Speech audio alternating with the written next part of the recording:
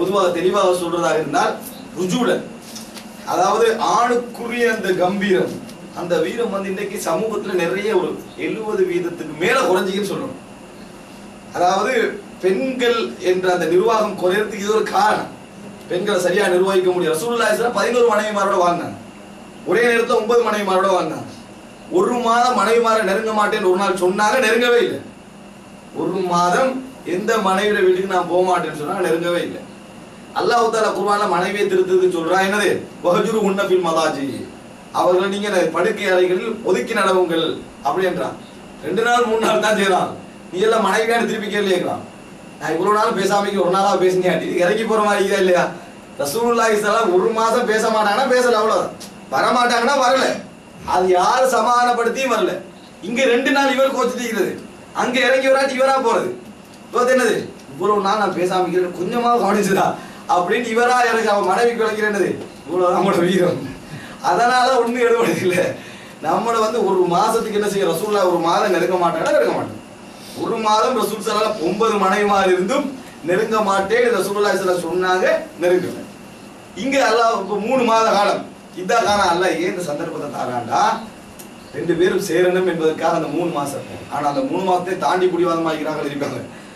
2 மாசத்துக்குள்ள சேர்ந்துக்கிட்டாங்கடா, இல்ல இவரே பேசிக்கலாம்.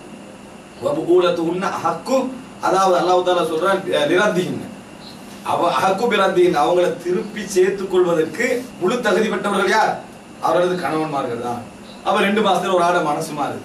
சரி, என்னதுக்கு நம்ம விவாகரத்து, நம்ம 2 பேரும் சேர்ந்து வாழ்ந்து கொள்ளணும் முடிவெடுத்தாங்கன்னா அது என்னது, அந்த ஒரு தலாக்குள்ள அவங்க என்ன செஞ்சுட்டாங்க, சேர்ந்துட்டாங்கன்னு அர்த்தம். 3 மாத காலம் முடிஞ்சாச்சு. என்ன அவங்க என்ன செஞ்சிடணும், மனைவி அவங்களோட வீட்டுக்கு போயிடணும், இவர் அவரோட வீட்டுல இருக்கிறது. அங்க சீதனம் வாங்கினா இவர் போயிடணும், மனைவி இவரோட வீட்டுல இருக்கிறது. இப்படிதான் என்ன செய்யும், நடக்க போகுது. இப்ப இந்த காலம் முடிஞ்சாச்சு. இவர் கணவனும் இல்லை, அவர் மனைவியும் இல்லை. அவங்க வேற திருமணம் முடிக்கலாம், இவருக்கும் வேற திருமணம் முடிக்கலாம்.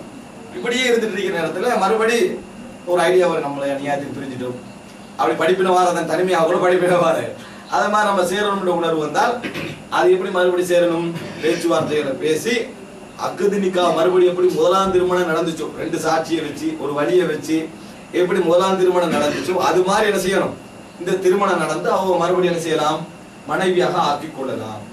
மனைவி ஆக்கி 2 மாசம் வாழ்றாரு, இன்னும் திருந்தலே அப்படின்னு சொல்லி மறுபடியும் தலாக் பண்றாரு.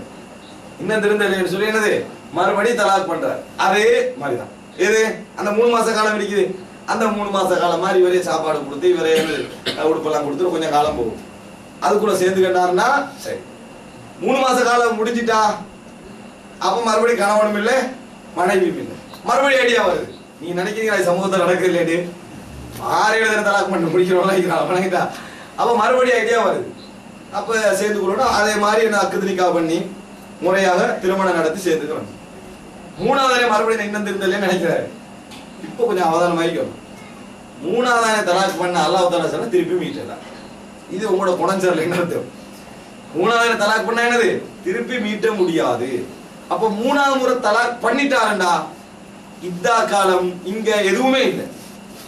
இந்த வீட்டுல இத்தா ஆகிறது, இவர் செலவு கொடுக்கிறது, இவர் உடுப்பு கொடுக்கிறது, எதுவுமே என்னது இல்லை. 3வது தலாக் பண்ணாருன்னா தலாக் பண்ணக்குள்ள 2 சாட்சி வச்சு பண்ணணும். நான் தலாக் பண்ணிட்டேன் 2 சாட்சி இருக்கணும்.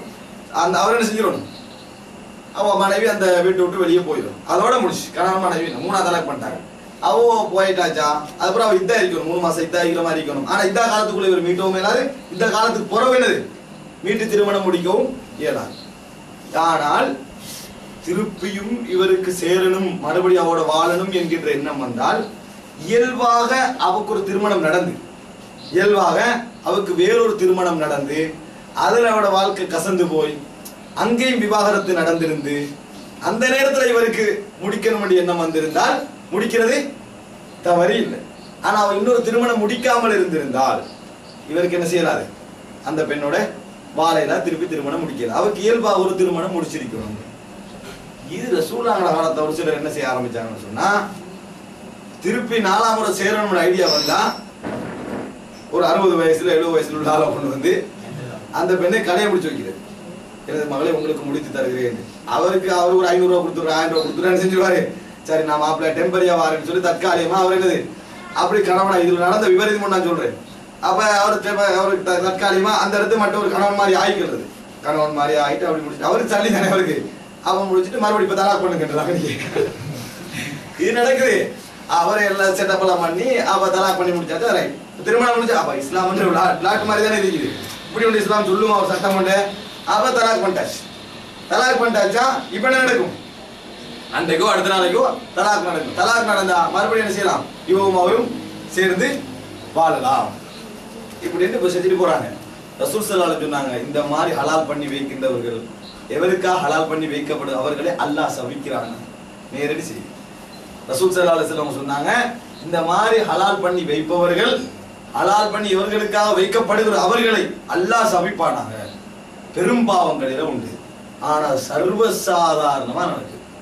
சர்வசாதாரணமா தஹாயுன்ற மார்க்கத்துல அந்த சனிக்கிழமை வலை போட்டு ஞாயிற்றுக்கிழமை மீன் பிடிக்கிறது அதான் இது. சனிக்கிழமை வலை போட்டு, அதாவது தந்திரம் செய்யப்பட மனுஷன் வந்து தவறாக ஒரு பாவத்தை விழுவது வேற. இஸ்லாத்தை பிறற்றதுக்காக என்ன செய்யக்கூடாது? தந்திரம் செய்வது அல்லாஹ் ரப்பல் ஆலமீனுக்கு மிகவும் பிடிக்காத ஒரு வேலைகள்ல உண்டு. இதை ரசூல் ஸல்லல்லாஹு அலைஹி வஸல்லம் சபித்தார்கள் என்ற செய்தியை பார்க்கணும்.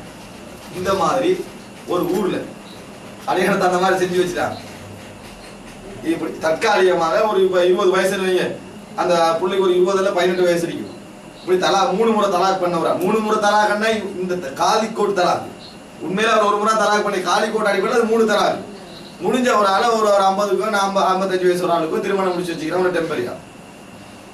அதுக்கு பிறகு அவரை செட்டா அந்த புள்ள செட்டா இவரோட வாழ்க்கை. இது புதுசா நடந்த பிரச்சனை. நான் இவரோட அவளை எனக்கு அங்க எல்லாம் போயிடலாம். இப்ப என்ன செய்யுது? கணவன் மனைவி சட்டப்பூர்வமா எழுதிக்குது. அதோட அந்த அந்த அந்த இளைஞன் வந்து இவங்களோட குழம்பி யாரோட இந்த செஞ்சு வச்ச குரூப் இப்ப என்னதான் செய்ய? சட்டப்படி திருமணம். அது சட்டப்படி எழுத்துல போட்ட திருமணம் ஆயிருந்தாலும் இப்ப இன்றைக்கும் வாழ்ந்துட்டு தான் இருக்கிறான். அப்ப இது வந்து என்ன செய்யறாரு? இந்த மாதிரி செட்டப் பண்ண போய் வாழ்க்கை நாசமா போனதெல்லாம் இது. அப்ப யோசிக்கிறோம். முதலாவது இது வந்து பிழை. கணவன் மனைவி என்ற வாழ்க்கை வந்து விபச்சாரம் மாதிரி கற்பனை பண்றதா இது. ஒரு விபச்சார வடிவத்துக்கு கொண்டு போறதுதான் இது. சமூகத்தில் அல்லாஹ் ரப்பல் ஆலமீன் அங்கீகாரம் தந்த ஒரு முழுமையான ஒரு நல்ல ஒரு வடிவம் திருமணம். அதை இப்படி திட்டம் போட்டு இந்த மாதிரியான அமைப்பு கொண்டு போறது வந்து ஒரு கேளிக்கை மாதிரி. அல்லாஹ் தஆலா சொல்றான், அல்லதீன தகது தீனஹும் லஹுவன் வலஹிபா. இந்த மார்க்கத்தை விளையாட்டாகவும் கேளிக்கையாகவும் எடுத்துக்கொண்டார்கள் என்று அவர்களுக்கு நாளை மறுமையில கடுமையான தண்டனை இருக்குன்னு சொல்லி அல்லாஹ் தஆலா சொல்லிக்காங்க. எந்த அளவுக்குன்னு சொன்னா, சில முனாபிக்கள் வந்து சஹாபாக்களை பத்தி சும்மா தனியந்து பேசிக்கிறாங்க. எப்படி பேசிக்கிறாங்க? இவங்க வந்து பாலாயினா நல்லா தின்னுவாங்க, இரவாயினா நல்லா தூங்குவாங்க. சஹாபாக்கள் இஸ்லாத்துக்கு போராடுகின்ற சஹாபாக்களை பத்தி அந்த மாதிரி பேசிக்கிறாங்க. இந்த செய்தி ரசூலுல்லாஹ்வுக்கு வந்துருது. ரசூலுல்லாஹ்வுக்கு வந்து ரசூலுல்லாஹ் கூப்பிட்டு விசாரிக்கிறாங்க, என்ன இப்படி பேசுறீங்களான்னு. யோக்கு தான் பேசுறீங்க, நகைச்சுவையாக பேசிக்கொண்டிருந்தோம். அல்லாஹ் தஆலா வசனம் இறக்குறான், அபில்லாஹி வ ஆயாத்திஹி வ ரசூலிஹி குன்தும் தஸ்தஹ்சிஊன். அல்லாஹ், அவனது தூதர், அவருடைய வேத வசனங்களெல்லாம் நீங்கள் பரிஹசிக்கிறீர்கள். கது கஃபர்தும் பஅத ஈமானிக்கும். ஈமான் கொண்ட பின்னால் நீங்கள் காபிராகி விட்டீர்கள் என்று அல்லாஹ் ரப்பல் ஆலமீன் அந்த வசனத்தை இறக்குறான். காரணம் சொல்ல வேண்டாம், லா தஅததிருல் யௌம். காரணம் சொல்ல வேண்டாம், லா தஅததிரு. காரணம் சொல்ல வேண்டாம் ஒரு கடுமையான வசனத்தை அல்லாஹ் தஆலா இறக்குறான். பரியாசம் என்றது மார்க்கத்தில் செய்யக்கூடாது, வரக்கூடாது. பரியாசம் செஞ்சதை நம்ம நக்கல் பண்ணவும் கூடாது. நாங்க இன்னொருத்தருக்கு சொல்லி அதை பரியாசம் மாதிரி ஆக்கவும் நாங்கள் கூடாது என்பது இஸ்லாம் எங்களுக்கு வன்மையாக கண்டிக்கின்ற ஒரு விஷயம். ஒரு மனிதன் தெரியாம தவறுகள் செய்யலாம், ஆனால் இந்த மாதிரி மார்க்கத்தை பரிஹசிக்கின்றது போன்ற வசனங்கள் என்ன செய்யக்கூடாது, வரக்கூடாது. இது அந்த வேலை தான். முந்தையெல்லாம் ஹீலான்னு சொல்லி புக்கு எழுதினாங்க. தந்திரஞ்செழுத்துக்கு புத்தகம். இந்த சட்டத்துக்குள்ள போறோம்னா இதான் தந்திரம், இந்த சட்டத்துக்குள்ள போறோம்னா இதான் தந்திரம். அல்லாஹ் தஆலா சொல்றான், இந்த தந்திரத்துக்காக வேண்டிதான் வஜஅல மின்ஹுமுல் கிரதத வல் ஹனாஸிர். அவர்களை பன்றிகளாகவும் குரங்குகளாகவும் மாட்டினேன்னு சொல்றாங்க. சனிக்கிழமை மீன் பிடிக்க வாடான்னு சொன்னா ஒரு நாள் தெரியாம போய் நான் சனிக்கிழமை பிடிச்சாருன்னா அல்லாஹ் என்ன செய்ய மாட்டான், தண்டனை கொடுக்க மாட்டேன். இது வந்து பிடிக்க கூடாதுன்னு தெரியும், சனிக்கிழமை மீன் பிடிக்க வேணான்றீங்க என்று வலையை போட்டுட்டு வட்டி விட்டுட்டு அடுத்த நாள் பிடிக்கும். இப்ப பிடிக்கிறதா? இது வந்து எப்படி இருக்குது? அல்லாஹ் ரப்பல் ஆலமீனுக்கு தந்திரம் செய்யற மாதிரி இதா இல்லையா? அல்லாஹ் பன்றிகளாம் குரங்கெல்லாம் மாத்தினான்னு சொல்றான். குரங்குன்ற தந்திரம் செய்யற முடியாது, சரியா? அப்ப அந்த மிருகமா அல்லாஹ் தஆலா மாத்தினேன்னு சொல்லி குர்ஆன்ல சொல்லி காட்டுகிறான். இந்த சட்டம் அதுதான் முஸ்னத் அஹ்மதுல வாரது. அல் முஹல்லில் அல் முஹல்லல் லஹு. எவர்களெல்லாம் ஹலால் ஆக்குகிறார்களோ, அதாவது அனுமதிக்க அந்த சூழலை உருவாக்குகிறார்களோ, எவர்களுக்காக அது நடக்குதோ இருவரையும் சபிப்பானாக. இது இன்னைக்கு சமூகத்துல தெளிவாக நடந்து கொண்டிருக்கக்கூடியது. இதுல லஞ்சம் இருக்குது, இதுல ஹராம் விடுவாங்க சிலவங்க, செய்ய மாட்டேன். அதே ஒரு பணக்காரன் எப்படி செஞ்சு வச்சிருவான், வாங்கிட்டு 2000-3000 வாங்கிட்டு என்னது செஞ்சு வச்சிரு. நல்லவர்களும் இருக்கிறாங்க, மறுக்கல. ஆனா 70% இந்த மாதிரி என்னது லஞ்சம் வாங்கி நடக்கக்கூடிய விஷயங்கள் கூடுதலாக வந்திருப்பதை பார்க்கிறோம். கடைசியாக 34வது பெரும்பாவம் அத்யுத் அல் முஸ்தஹ்சின் அல் குபுத் அலா அஹ்லிஹி.